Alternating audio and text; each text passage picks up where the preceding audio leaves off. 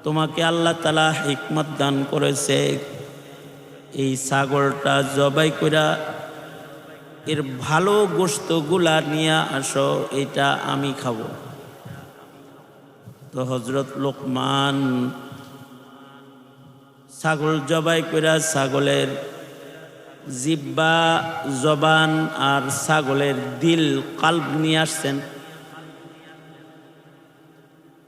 এটা ছাগলের সবচেয়ে ভালো গোশত। আর একটা ছাগল দিয়ে বললেন, যাও এই ছাগলটার খারাপ গোশতের টুকরা নিয়ে আসবা, ওটার থেকে আমি নিজেকে বাঁচায় রাখবো। মানে আবার ছাগল জবাই কইরা জিব্বা আর কাল্ব, দিল লয়ে আইছেন। মনি বলে, ভালো আনতে বললাম তাও এই দুই জিনিস আনলা, খারাপ আনতে বললাম এই দুই জিনিস আনলা।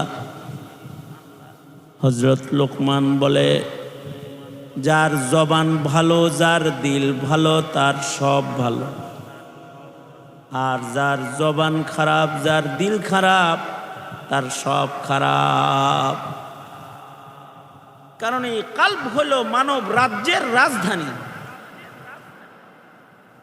এটা যদি ভালো হয় তাহলে গোটা দেহের সব অঙ্গ ভালো। যার দিল ভালো তার চোখ ভালো, যার দিল ভালো তার কান ভালো, যার দিল ভালো তার হাত ভালো, যার দিল ভালো তার পা ভালো, যার দিল ভালো তার ভাবনা ভালো, আফকার সুন্দর, যার দিল ভালো তার আমল ভালো।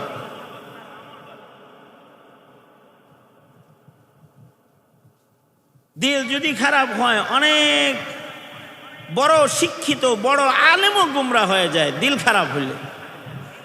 দিল, কাল্ব, এটা নিয়ে আসছেন হযরত লোকমান। নিয়ে আইনা বলে, এইটা ভালো হইলে সব ভালো, এটা খারাপ হইলে সব খারাপ।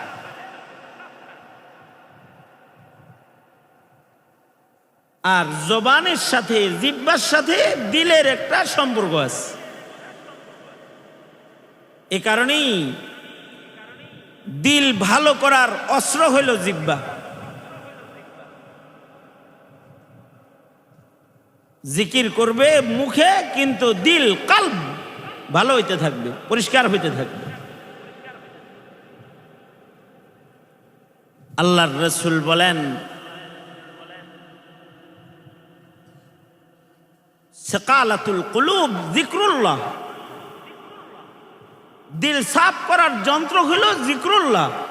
কেউ জিকির করবে তো তার দিল পরিষ্কার হয়ে যাবে, দিল সাফ হয়ে যাবে। এই জন্য আল্লাহওয়ালাদের কাছে গেলে আল্লাহওয়ালারা বলে, জিকির করো, জিকির করো।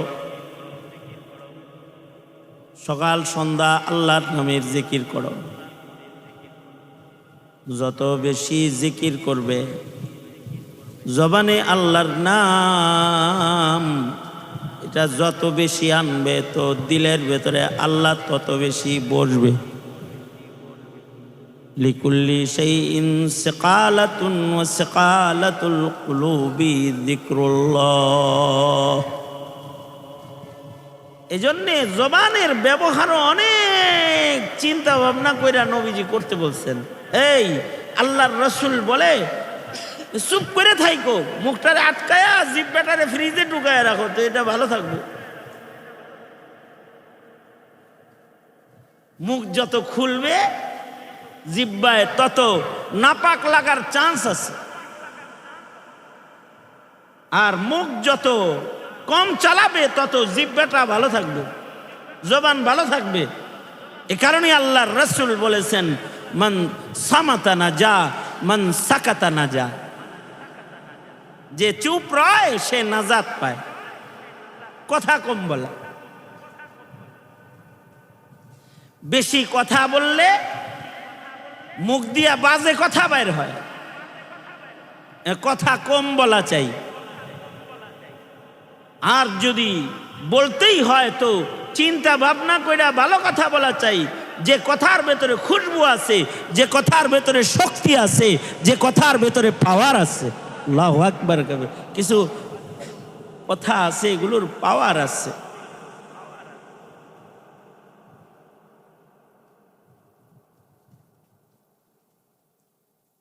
তাইয়িব কথাবার্তা, পবিত্র কথাবার্তা, ইয়ারফাউহু, বান্দাকে উপরে উঠায়।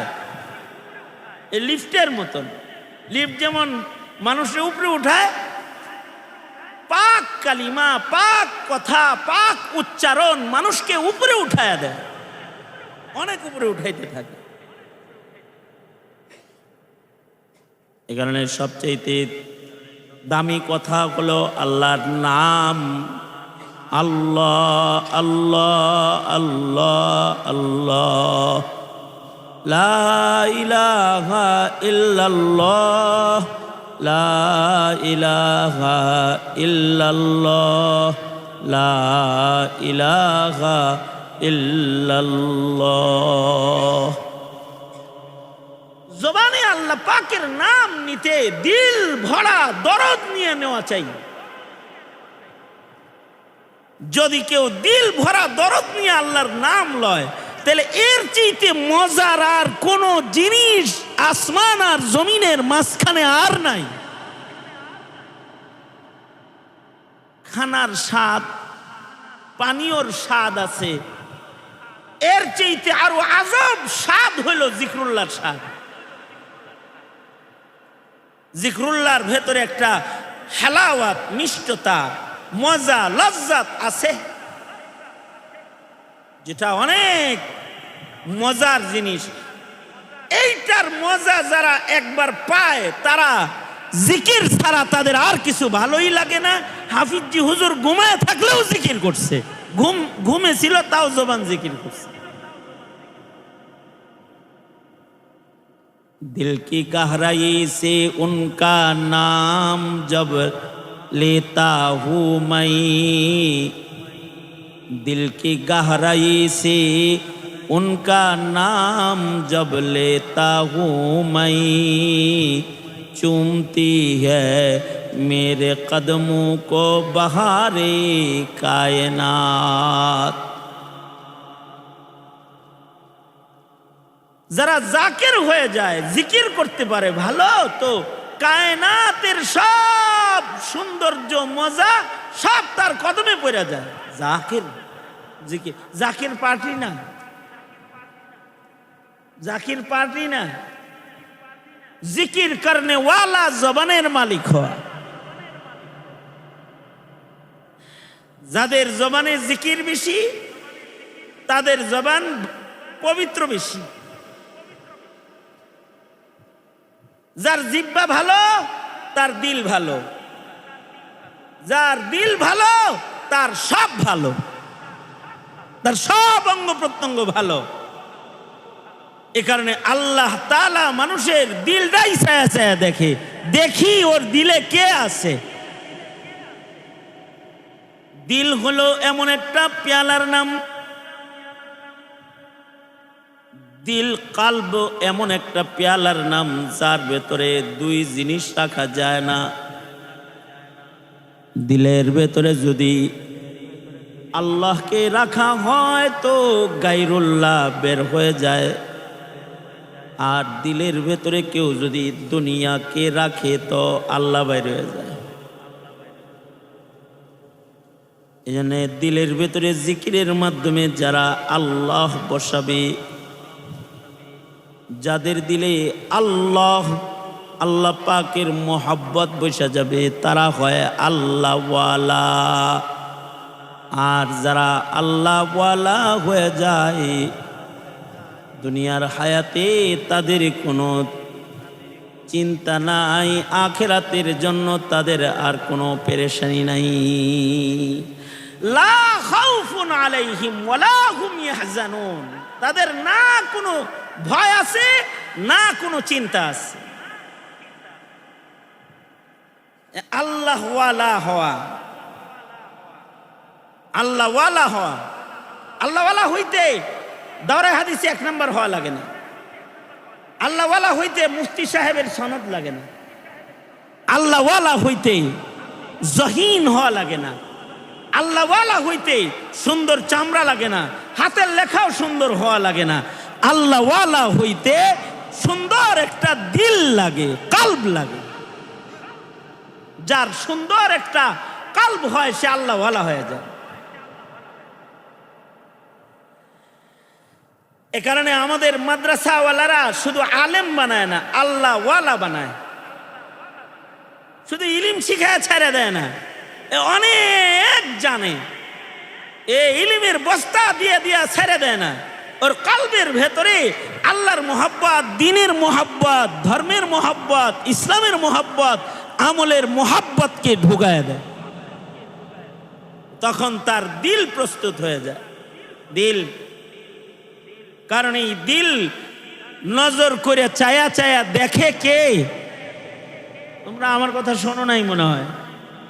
তোমার আমার দিল চায়া দেখে কে? জোরে বলো, আরো জোরে করে বলো। চেহারা দেখে কে? চেহারাটা দেখে কে বলো? হ্যাঁ দেখি, চেহারা দেখে কে? চেহারা দেখে হইলো আমাদের চেহারা দেখে যাদের চোখ আছে তারা, এরা আমগর চেহারা দেখে।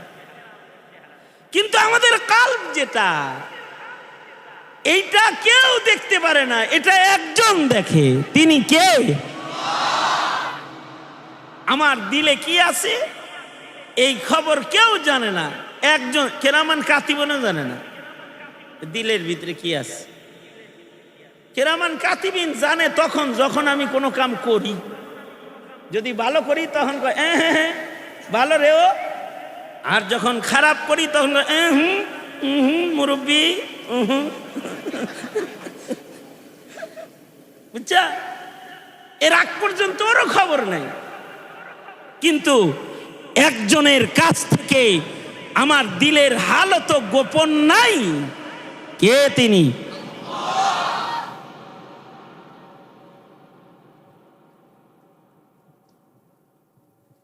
মুসা আলাইহিস সালাতু ওয়াস সালাম তুর পাহাড়ে যাইতেছেন। তুর পাহাড়ে যাওয়ার সময় পয়গম্বর মুসা আলাইহিস সালাতু ওয়াস সালাম তুর পাহাড়ে যাইতেছেন। হঠাৎ করে আল্লাহর প্রেম ওনার উথলায় উঠছে। হঠাৎ করে যদি কারোর কথা মনে পড়ে তখন অন্য কাম ছাইরাও তারে যায় ধরে, কিরে তুই এখানে এনে কয় দোস্ত তোর কথা মনে পড়ছে, এরকম বলে না? এই তুই মাদ্রাসার থেকে ভাগ্যে আইসিস কে? কয় মা তোমার কথা মনে পড়ছে। পয়গম্বর মুসা আলাইহিস সালাতু ওয়াস সালাম হঠাৎ করে আল্লাহর কথা মনে হইছে। ইস, আল্লাহর সাথে কথা কওয়া দরকার। আমাকে যখন কারোর কথা মনে হয় তখন কয় এই মোবাইল কই, মোবাইল কই, পকেট হাতে আর মোবাইল দিয়ে কিরে হ্যালো মনে হইছে আর পকেটের মোবাইল হাতে রয়েছে। তো পয়গম্বর মুসা আলাইহিস সালাতু ওয়াস সালামের আল্লাহর লগে কথা বলতে মনে চাইলেই সোজা দৌড় দিত একটা পাহাড়ের দিকে। সেই পাহাড়টার নাম কি?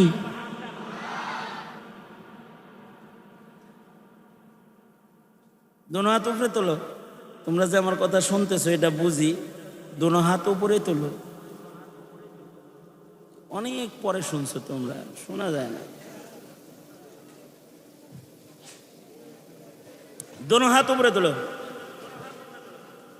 আঙুল খুলে দাও, নাড়াচাড়া দাও, এক হাত নামাও। ওই যে দোনো হাত নামায় বয়ে রয়েছে, তার মানে শোনে নাই। ডান হাত নামাও, হ্যাঁ যেটি বাম হাত তুলছে। আচ্ছা ডান হাত উঠাও, নামাও। এই যেমন আমার দিকে ছিলা, একজন আরেকজনের দিকে তাকাইতে পারবে না, আমার কথা শুনবা, ঠিক আছে? আমি কিন্তু ফজরের নামাজ এই কাছাকাছি এদিকেই পড়ছি, রংপুর থেকে আসছি, এখান দিয়েই গেছি, ফজর পড়ছি সামনে যায়, তারপরে মাদ্রাসায় গেছি, সেখান থেকে জমিয়তে উলামায়ে ইসলামের প্রোগ্রামে গেছি, সেই ইঞ্জিনিয়ারিং ইনস্টিটিউট। তারপরে শেখুল হাদিস পরিষদের আর এক মিটিং করছি, আসর পর্যন্ত মিটিং করে যানজট ঠেললে এখানে আসছি। কষ্ট হয়েছে না আমার? তোমরা যদি অন্যদিকে এরকম চায় তাহলে আমার ভালো লাগবো।